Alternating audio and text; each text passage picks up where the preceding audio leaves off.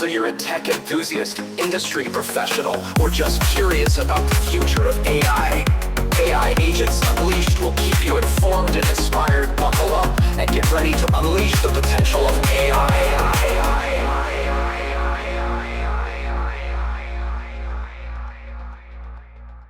Welcome back, everyone, to the deep dive. You know, today we are really taking a deep dive into offensive AI. Offensive AI, yeah. And we're going deep into research papers. Yeah. We got hacker conference archives.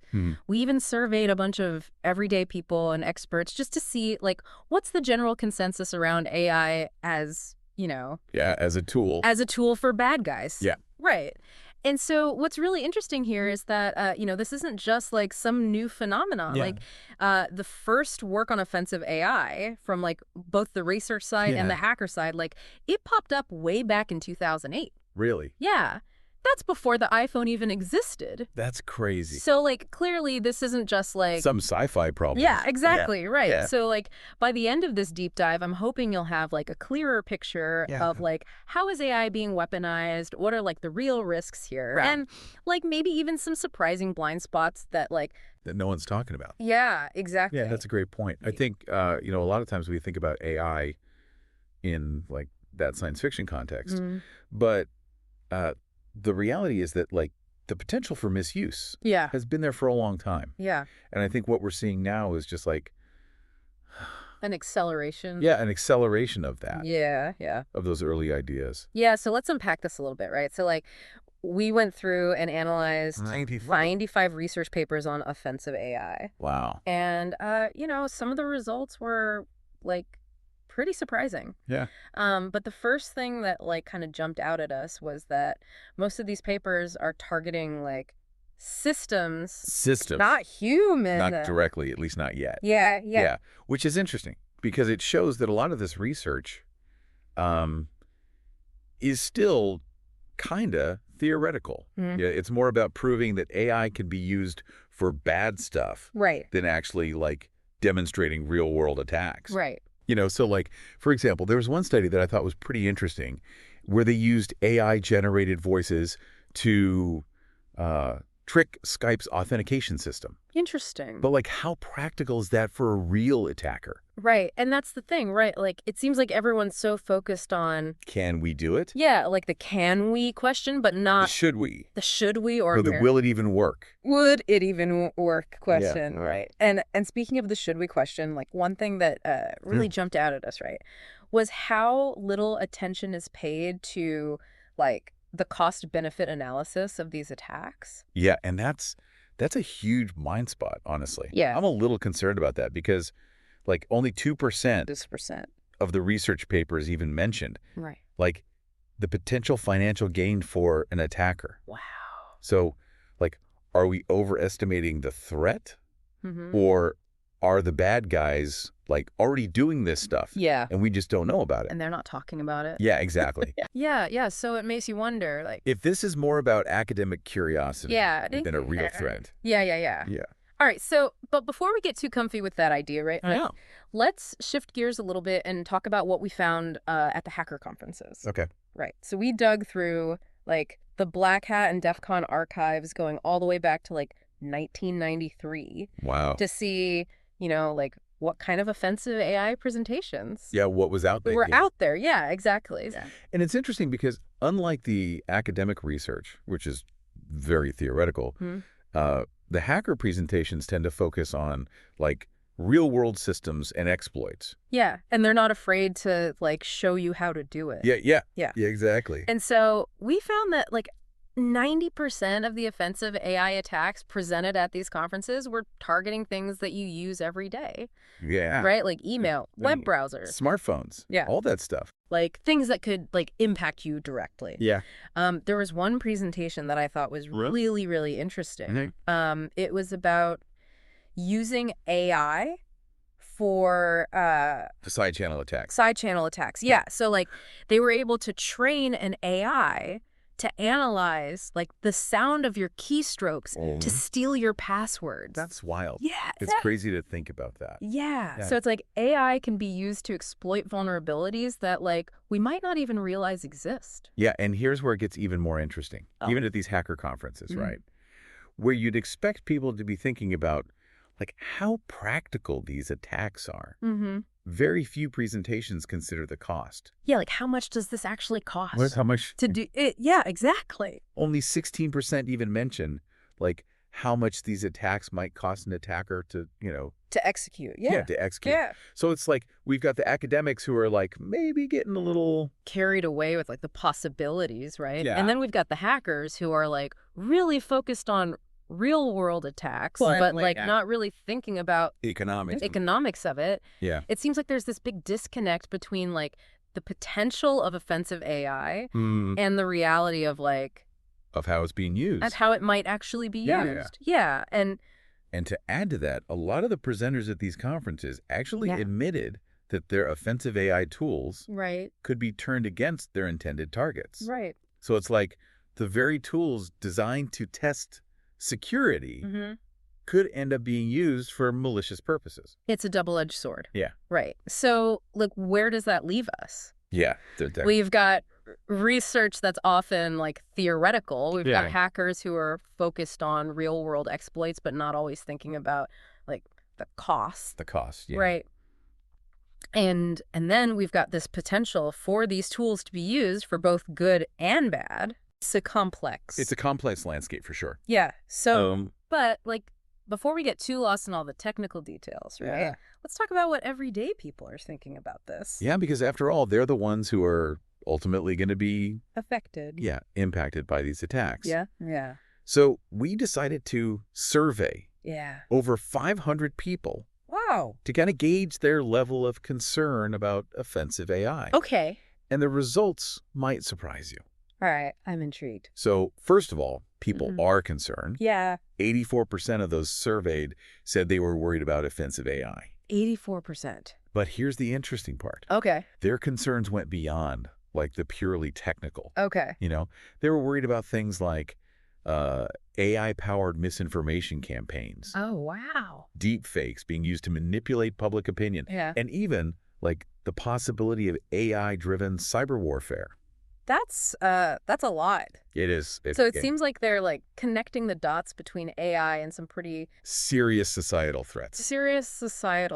Yeah. It's like they're like almost grasping the potential impact of offensive AI in a way that maybe the researchers and the hackers aren't. Yeah. Yeah. It's almost like they're intuitively understanding the potential for AI to like disrupt society. Yeah. Even if they don't like fully understand all the technical details. It's really fascinating. It is. How these ideas filter into the public consciousness, right. Yeah. So like we've got the academic research, we've got the hacker perspective, and now we've got like the public perception. Yeah. But, we wanted to get one more layer of insight here. So we reached out to some experts in AI and security, right? And what'd they have to say? We shared like all of our findings with them, right? Yeah. And we basically just asked them like, hey, what are like the biggest blind spots that you see? Yeah, what are we missing? Yeah, what are we missing in like the current state of like offensive AI research and development? Right. And what they highlighted were some like serious issues that frankly everyone should be aware of. Yeah. Definitely. So what did they say? Like, what were the biggest concerns? Yeah, hit me with it. What were the experts like most concerned about? All right. Well, they pointed out 3 major areas where we're kind of falling short. Okay. And the first one is we're terrible at measuring like real world offensive AI use. Okay. Like we just don't know how often it's actually happening. Oh. Which makes it really difficult to assess like the true level of risk. So we're essentially like flying blind. Yeah, pretty much. It's a pretty big problem if we're trying to like develop, effective defenses. Exactly. Yeah. So, okay, what's the second blind spot? All right. The second one, it goes back to that cost-benefit analysis we were talking about earlier. The experts were really concerned about the lack of attention being paid to like the economics of offensive AI. AI is making it cheaper and easier than ever to launch like sophisticated attacks. Right. But like nobody is really studying whether those attacks are actually like profitable for the bad guys. So we might be like overestimating the threat, Potentially. or like maybe the bad guys are just getting started and we haven't seen their Full capabilities here. full capabilities. So. Exactly. Okay. And without a clear understanding of like the incentives and the economics of offensive AI, it's really difficult to predict how it's going to evolve. Right. you Right. know, in the future. So that brings us to the third blind spot. Yeah, this one's a little unsettling. Okay, on all ears. So the experts highlighted that human psychology is like the new attack surface. Oh, wow. You know, AI can be used to exploit our biases, manipulate our emotions, and influence our decisions in ways that we don't even fully understand yet. So it's not just about like hacking into computers anymore. It's Right. about hacking into like It's about hacking into our minds. our minds. Yeah. Wow. I've spent decades, you know, building up our technical defenses, but now we're dealing with a threat that can basically bypass all of that Right. by going straight for like our human vulnerabilities. Yeah. That's That's not what always it's- ball game. Yeah, that's a sobering thought, you know. I think a lot of people, they think of AI as this like Purely technical. purely technical threat. Yeah. Yeah. But what you're saying is that it's like It's way more insidious than that. way more insidious. Yeah. It can target our emotions, our beliefs, our like, you know, The things that are like much harder to defend against. against. Exactly. Yeah. And that's what makes it so dangerous. Yeah. I mean, think about deepfakes, for example. Yeah. They can be used to create like incredibly convincing fake videos Right. that can damage reputations, spread misinformation, even incite violence. And it's getting like easier and easier It is. to create these deepfakes, right? You Right. don't need like a Hollywood studio anymore. Nope. Just a laptop Yeah. and an internet connection. Yeah, and the same goes for other forms of like AI-powered manipulation. Oh, yeah. Right? Like AI can be used to create like personalized propaganda, like tailor misinformation campaigns to specific demographics. Yeah. Even generate like fake social media profiles to like To influence online conversation. influence online conversations. Yeah. It's like having an army of digital puppeteers It is. working behind the scenes to shape our perceptions and beliefs. Yeah, and I think that's, you know, one of the biggest challenges we face Yeah. is that this technology is evolving so rapidly Right. that it's hard to keep up. Yeah, it's hard for our defenses to catch up. Yeah. And it's hard for us to even like fully grasp the extent of the threat. Right. Right. So, you know, we've talked about the problem. Yeah. We've talked about the risks. But the question is, like, what can we do about it? Yeah. Is there any way to fight back? Yeah. Is there any hope? Yeah. Give us some hope here. Yeah, well, you know, it's not an easy answer. Right.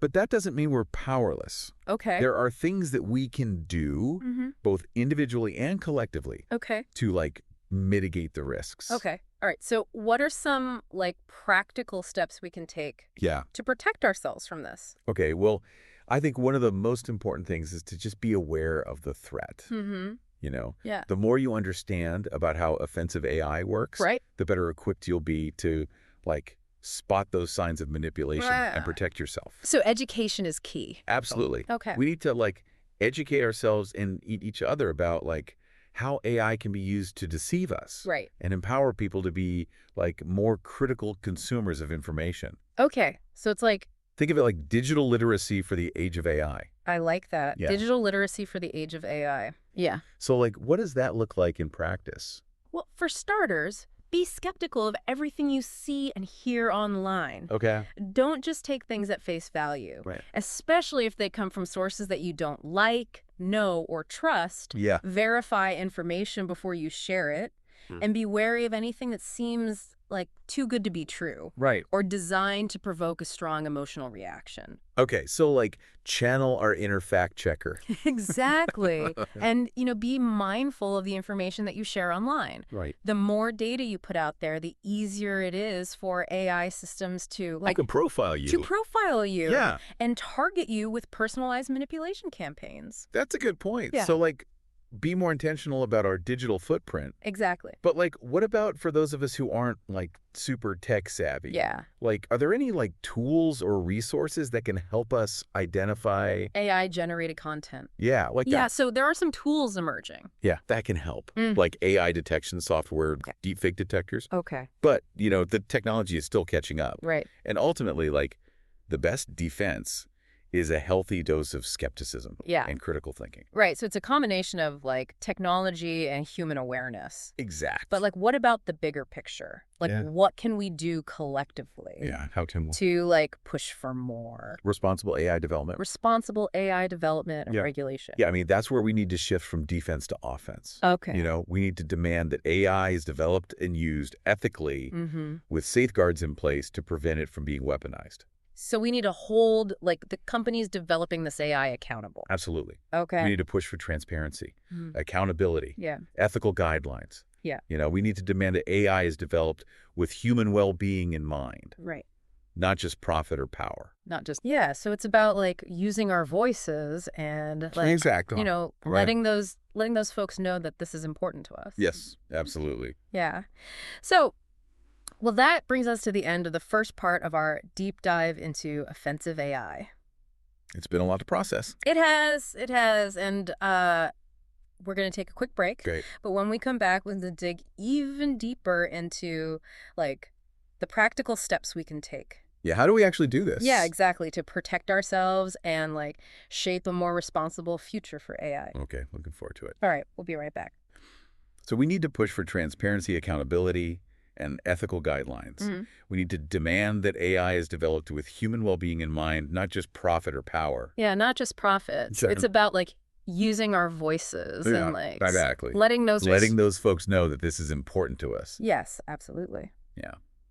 So welcome back to the Deep Dive. It's been quite a journey exploring the world of offensive AI. We've gone from academic research to hacker conferences to public perceptions, and even expert opinions. And to be honest, it's been a little unsettling. It's true. The potential for AI to be weaponized is a serious concern. But you mentioned that there's still hope that we're not powerless against this threat. Exactly. While the challenges are real, we have the ability to shape the future of AI. It's not some predetermined destiny. It's about the choices we make today. Okay, so let's talk about those choices. In the last part, we discussed individual actions like being more aware and skeptical online. And we touched on the need for collective action, holding companies accountable, and pushing for ethical AI development. But how do we actually DO that? What are some concrete steps we can take to make a difference? One of the most powerful things you can do is support organizations that are working on AI ethics and regulation. There are groups out there doing incredible work to advocate for responsible AI development research, the potential risks, and push for policy changes. So we can vote with our wallets, so to speak, by supporting organizations that align with our values. Precisely. And don't underestimate the power of your voice. Contact your elected officials and let them know that responsible AI development is a priority for you. Encourage them to support legislation that promotes transparency, accountability, and ethical guidelines for AI. It's all about making sure our voices are heard and that our concerns are taken seriously. Exactly. And don't forget the power of conversation. Talk to your friends, family, and colleagues about the risks and opportunities of AI. The more people who are aware of this issue, the more pressure we can put on policymakers and companies to act responsibly. It's about raising awareness, sparking dialogue, and creating a collective movement for change. That's exactly right. The future of AI is not something that's going to be decided by a few tech companies or governments. It's going to be shaped by all of us working together to ensure that this powerful technology is used for good, not for harm. So what you're saying is that we all have a role to play in shaping the future of AI. Absolutely. Whether you're a researcher, a developer, a policymaker, or just an everyday citizen, your choices and your actions matter. By being informed, engaged, and vocal, we can create a future where AI empowers humanity rather than threatens it. So what you're saying is that we all have a role to play in shaping the future of AI. Absolutely. Whether you're a researcher, a developer, a policymaker, or just an everyday citizen, your choices and your actions matter. By being informed, engaged, and vocal, we can create a future where AI empowers humanity rather than threatens it. Well, folks, that brings us to the end of our deep dive into offensive AI. It's been a thought-provoking journey, to say the least. We've explored the dark side of AI, the potential for this powerful technology to be used for malicious purposes. But we've also seen that there's hope.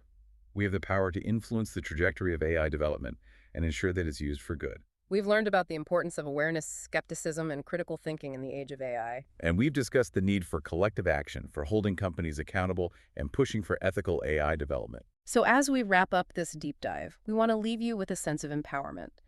The future of AI is not predetermined. It's up to us to shape it. Remember, you have a voice. Use it. Stay informed. Engage in the conversation and demand that AI is developed and used responsibly. The future is in our hands. Let's make sure we create a future we can all be proud of. That's it for this episode of The Deep Dive. Thanks for joining us, and we'll see you next time.